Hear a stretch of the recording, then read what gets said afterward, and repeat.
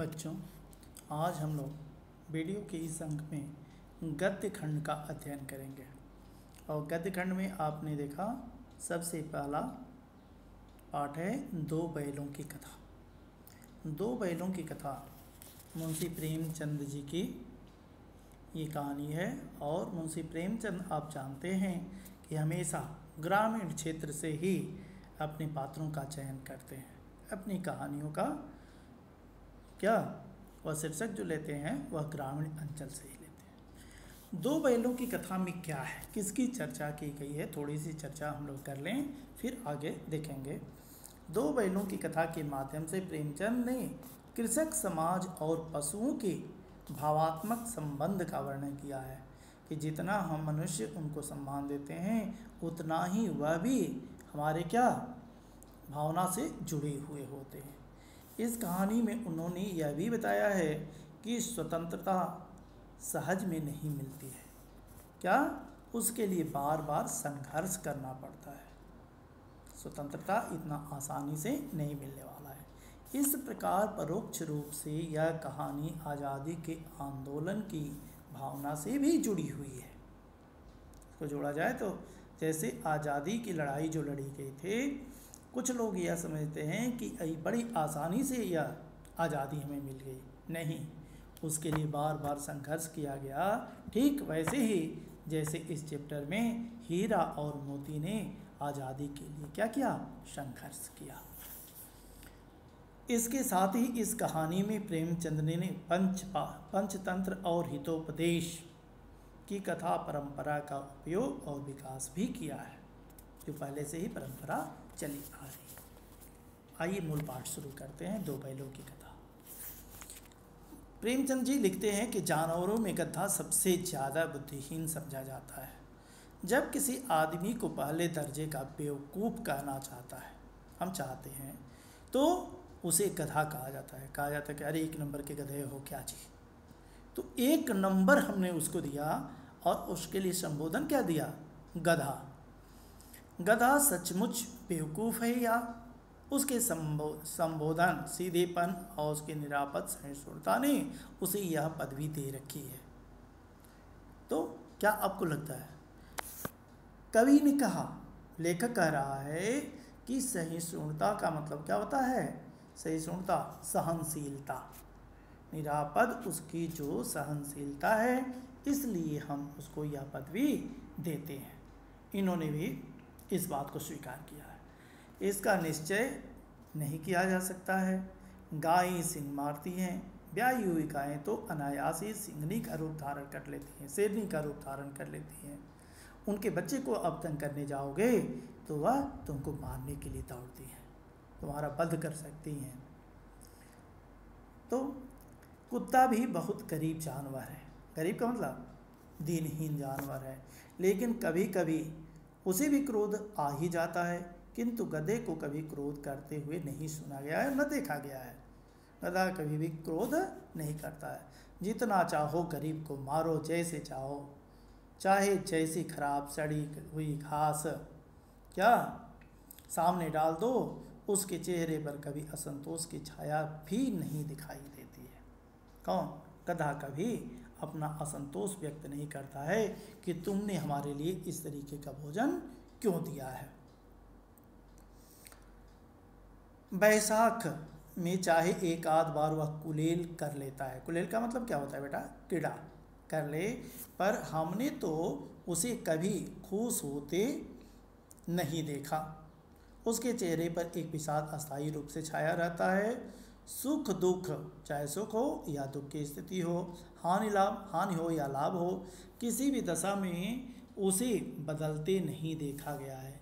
ऋषियों मुनियों के जितने गुण हैं वे सभी उसमें पराकाष्ठा को पहुँच गए हैं, पर आदमी उसे बेवकूफ़ कहता है। जैसे ऋषि मुनि सुख हो या दुख हो एक समान रहते हैं, ठीक उसी प्रकार से यह गधा भी वह अस्थायित्व रखता है। चाहे विषाद हो या कुछ भी हो, कभी इसको कष्ट नाम की कोई चीज़ नहीं होती है। तो लेखक ने कहा कि इतना सब कुछ होते हुए जहाँ इसको सम्मान मिलना चाहिए वहाँ हम लोग इसको बेवकूफ़ कहते हैं।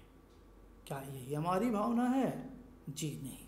इन्होंने कहा कि ऋषियों मुनियों के जितने भी गुण पराकाष्ठा को पहुँच गए हैं, आदमी उसे बेवकूफ़ कहता है। सद्गुणों का इतना अनादर कहीं नहीं देखा है। जिसके अंदर इतना सद्गुण हो उसका इस प्रकार अनादर किया जाए। कदाचित सीधापन संसार के लिए उपयुक्त नहीं है। अत्यंत सीधे बन जाओगे तो भी तुम्हें समाज में लोग चलने नहीं देंगे। देखिए ना, भारतवासियों की अफ्रीका में क्या दुर्दशा हो रही है। क्यों अमेरिका में उन्हें घुसने नहीं दिया जाता है? बेचारे शराब नहीं पीते, 4 पैसे को समय के लिए बचा करके रखते हैं, जी तोड़ काम करते हैं, किसी से लड़ाई झगड़ा करते नहीं हैं, 4 बातें सुनकर गम खा जाते हैं, फिर भी बदनाम है, अर्थात फिर भी उनको सम्मान मिलता नहीं है। कहा जाता है कि वे जीवन के आदर्श को नीचा करते हैं।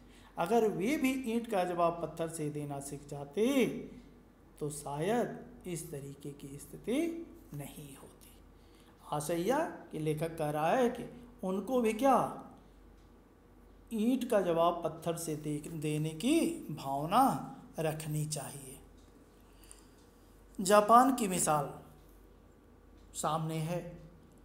एक ही विश्व युद्ध ने उसे सभ्य जातियों में क्या गणे बना दिया, उसकी गणना करा दिया जहाँ उसकी गणना होने लगी। लेकिन गधे का एक छोटा भाई और भी है जो उससे कम ही गधा है, और वह है बैल। इन्होंने गधे की बात किया। और दूसरे रूप में यदि किसी को बेवकूफ़ कहना होता तो कहते हो ना कि क्या एकदम बैल हो क्या जी।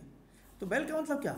बुद्धिहीन समझा जाता है, जैसे गधे को समझा जाता है क्या बैल कहा जाता है।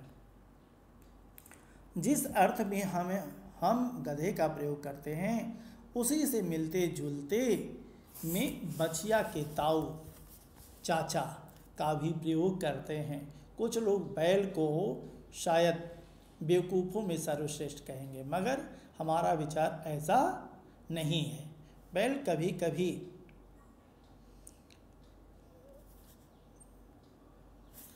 करा शायद वहाँ से कट गया। बैल कभी कभी मारता भी है, कभी कभी अड़ियल भी देखने में आता है। अड़ियल बने जो अड़ जाता हो, बार बार अड़ जाता हो, उसको अड़ियल कहते हैं। और भी कई रीतियों से अपना असंतोष प्रकट कर देता है। अतएव उसका स्थान गधे से नीचा है। जूरी काची के दोनों बैलों के नाम थे हीरा और मोती। मूल कहानी का प्रारंभ अब कर रहे हैं। उनके 2 बैल थे, जिसमें से एक का नाम था हीरा और दूसरे का नाम था मोती। दोनों पछाई जाति के थे, देखने में सुंदर, काम में चौकर, डील में ऊंचे। बहुत दिनों साथ साथ रहते रहते दोनों में भाईचारा हो गया था, लगाव हो गया था, प्रेम हो गया था। दोनों आमने सामने या पास पास बैठे हुए एक दूसरे से मुख भाषा में, मुख बने शांत भाषा जिसमें आवाज़ न हो, मुख भाषा में विचार विनिमय करते थे। एक दूसरे से मन की बात, एक दूसरे के मन की बात कैसे समझ जाता है हम नहीं कह सकते। अवश्य ही उनमें कोई एक ऐसी गुप्त शक्ति है जिससे जीवों में श्रेष्ठता का दावा करने वाला मनुष्य वंचित है। हम मनुष्य इशारे से नहीं समझते, लेकिन ये बिना बात किए ही एक दूसरे की भाषा को बड़ी आसानी से समझ जाते हैं। दोनों एक दूसरे को चाटकर और सूंघकर अपना प्रेम प्रकट करते। कभी कभी दोनों सींग भी मिला लिया करते थे। विग्रह के नाते से नहीं, केवल विनोद के भाव से। विग्रह ने झगड़ा करने के लिए नहीं, इतना सब कुछ होता था तो केवल एक के लिए, हंसी मजाक के लिए। जैसे मनुष्य भी हंसी मजाक के लिए कभी को 2 चाटा मार देता है, कभी थप्पड़ मार करके, कभी गाली दे करके क्या कुलेल करते हैं, आप कहते हैं कीड़ा है, वैसे ही ये भी करते थे। आत्मीयता के भाव से जैसे दोस्तों में घनिष्ठता होते घौल घप्पा होने लगता है। इसके बिना दोस्ती कुछ फुसफुसी, कुछ हल्की सी रहती है, जिस पर ज़्यादा विश्वास नहीं किया जा सकता है। जिस वक्त ये दोनों बैल हल या गाड़ी में जोते जाते थे, नाद दिए जाते थे, गर्दन हिला हिला करके चलते, उस वक्त हर एक की यही चेष्टा होती थी कि ज़्यादा से ज़्यादा बोझ मेरी ही गर्दन पर है, मेरे सामने जो मेरा मित्र है, मेरे बगल में मेरा मित्र जोता गया है, उस पर कम से कम भार आए। दिन भर के बाद दोपहर या संध्या को दोनों खुलते तो एक दूसरे को चाट सूंघ करके अपनी थकान मिटा लिया करते थे। नाद में खली भूसा पड़ जाने के बाद दोनों साथ उठते। देखिए कितना प्रेम था दोनों में, दोनों एक दूसरे को अत्यधिक चाहते थे। साथ साथ उठते, साथ नाद में मुंह डालते और साथ ही बैठते थे। एक मुंह हटा लेता तो दूसरा भी अपना मुंह हटा लेता था, यानी एक खाना बंद कर देता था तो दूसरा भी अपना खाना बंद कर देता था। संयोग की बात, झूरी ने एक बार कोई को ससुराल भेज दिया, अपनी पत्नी को ससुराल भेजा। बैलों को क्या मालूम वे क्यों भेजे जा रहे हैं, जोड़ी को भेज दिया, उन दोनों जोड़ियों को वहाँ पर भेज दिया गया। समझे मालिक ने हमें बेच दिया है। उन लोगों को ऐसा लगा कि हम लोगों का मालिक हम लोगों को बेच दिया है। अपना यूं बेचा जाना उन्हें अच्छा या बुरा, अच्छा लगा या बुरा कौन जाने, पर झूरी के साले गया को घर तक गोई ले जाने में दांतों पसीना आ गया। गोई बने जोड़ी, इस जोड़ी को ले जाने में अत्यंत पसीना आ गया। पीछे से हाँकता तो दोनों दाएं बाएं भागते, पगहिया पकड़ करके आगे से खींचता तो दोनों पीछे को जोर लगाते, मारता तो दोनों सींग नीचे करके हुंकारते। अगर ईश्वर ने उन्हें बाणी दी होती तो झूरी से पूछते कि तुम हम गरीबों को क्यों निकाल रहे हो, हमारा कसूर क्या है जो हमारे मालिक के घर से हम लोगों को क्या अलग कर देते हो।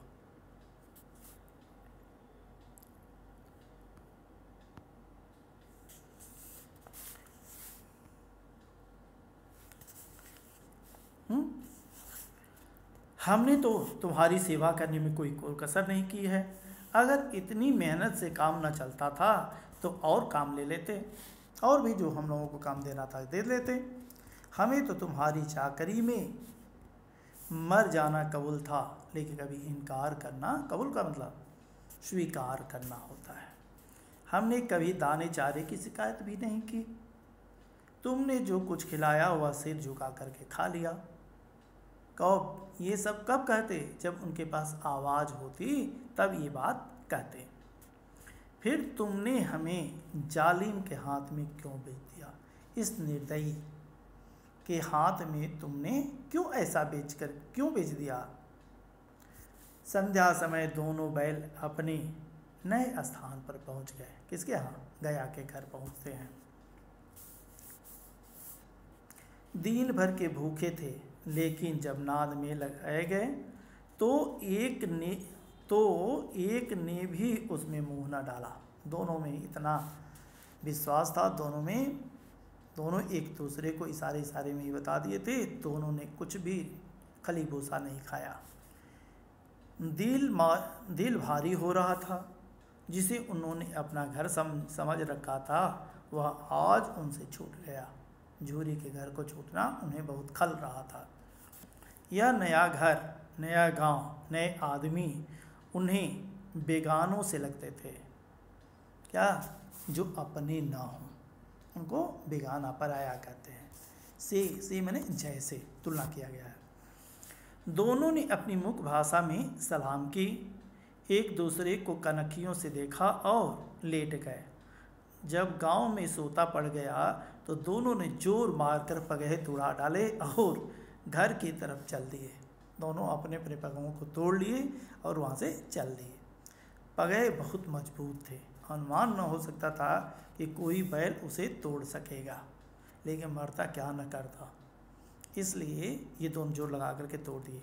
पर इन दोनों में इस समय दूनी शक्ति आ गई थी, दोगुनी शक्ति थी। एक एक झटके में दोनों ने अपनी रस्सियों को तोड़ डाला।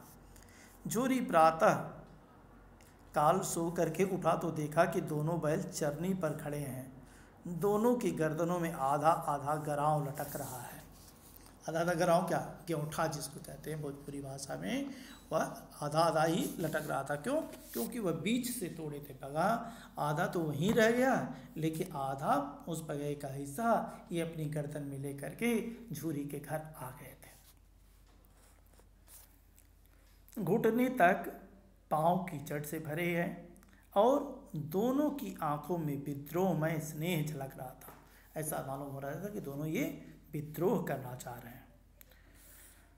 झूरी बैलों को देख करके स्नेह से गदगद हो गया, अर्थात खुश हो गया, अंदर से प्रसन्नचित हो गया। दौड़कर उन्हें गले से लगा लिया। प्रेमालिंगन, प्रेम से आलिंगन करने को प्रेमालिंगन कहते हैं। और चुंबन का वह दृश्य बड़ा ही मनोरम था, बहुत सुंदर दिख रहा था। घर और गांव के लड़के जमा हो गए और तालियां बजा बजा करके उनका स्वागत करने लगे। गांव के इतिहास में यह घटना अभूतपूर्व न होने पर भी महत्वपूर्ण थी।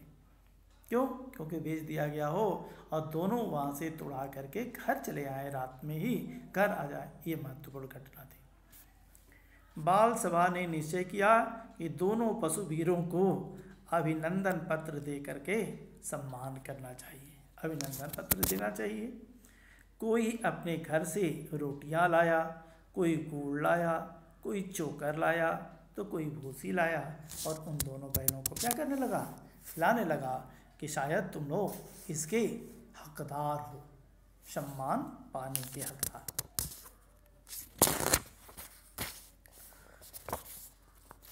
एक बालक ने कहा कि ऐसे बैल किसी के पास न होंगे। आजकल के ज़माने में खासतौर से ऐसे बैल किसी के पास में होंगे ही नहीं। दूसरे ने समर्थन किया। इतनी दूर से दोनों अकेले चले आए। तीसरा बोला, बैल नहीं हैं, वे उस जन्म के आदमी हैं। शायद इसीलिए उस जन्म की बातें इस समय में भी इनको याद है। इसका प्रतिवाद करने का किसी को साहस न हुआ। जोरी की स्त्री ने बैलों को द्वार पर देखा तो जल उठी, उसे गुस्सा आ गया। बोली, कैसे नमक हराम बैल हैं कि एक दिन वहाँ काम न किया, भाग खड़े हुए, भाग करके यहाँ चले आए। जोरी की स्त्री ने जोरी अपने बैलों पर यह आक्षेप न सुन सका। नमक हराम क्यों है? किसने कहा? जोरी ने कहा अपनी पत्नी से। क्या कहा? नमक हराम क्यों है? चारा दाना न दिया होगा तो क्या करते? वहाँ से ये भागे। दोष इन बैलों का नहीं, दोष साले साहब का है, जो इन्होंने इन दोनों बैलों का सेवा शुश्रूषा नहीं किया। स्त्री ने रोब के साथ कहा, बस तुम ही तो बैलों को खिलाना जानते हो। व्यंग से थोड़ा सा। स्त्री अपने घर की शिकायत तो कदापि नहीं सुन सकती है। झूरी जो शिकायत कर रहा था गया उसकी पत्नी का भाई जो ठहरा, तो आखिर उसकी पत्नी का भी वो घर है, इसलिए वह शिकायत सुनने में विश्वास नहीं रखती थी। उसने कहा कि केवल तुम ही तो खिलाना जानते हो, और तो सभी पानी पिला पिला करके रखते हैं। आशा है यह कि और लोग केवल पानी पर ही जानवरों को रखते हैं, तुम खली भूसा देते हो, केवल तुम ही खिलाना जानते हो, दुनिया में और कोई खिलाना जैसे लगता है कि जानता ही नहीं है। झूरी ने चिढ़ाया, चारा मिलता तो क्यों भागते? सीधी सी बात है, ये दाना पानी नहीं मिला होगा तभी तो ये भागे हैं। स्त्री चिढ़ी भागे इसलिए कि वे लोग तुम जैसे बुद्धुओं की तरह बैलों को सहलाते नहीं। स्त्री क्रोधित होकर के बोली, भागे इसलिए कि वे लोग तुम जैसे बुद्धुओं की तरह बैलों की तरह से। ये बैल बैल ही नहीं है, तुम लोग भी बैल हो, बुद्धू हो क्या? इनको खिलाते हो, सहलाते हो, काम इन लोगों से लेते नहीं हो। खिलाते हैं तो रगड़ करके जोतते भी हैं, हमारे घर वाले खिलाते हैं तो उनसे जोतते भी हैं। ये दोनों ठहरे कामचोर, भाग निकले। खाना खाए और जब काम करने की नौबत आई तो भाग निकले। अब देखूं कहाँ से खली और चोकर मिलता है, सूखे भूसे के सिवा कुछ न दूंगी, चाहे खाएं चाहे मरें। किसने कहा? उसने कहा कि चाहे ये खाएं या मरें, मैं इनको कुछ भी अब देने वाली नहीं हूँ। वही हुआ, मजूर को कड़ी ताकीद दी गई। बड़ा सजेशन दिया गया है क्या? कि बैलों को खाली भूसा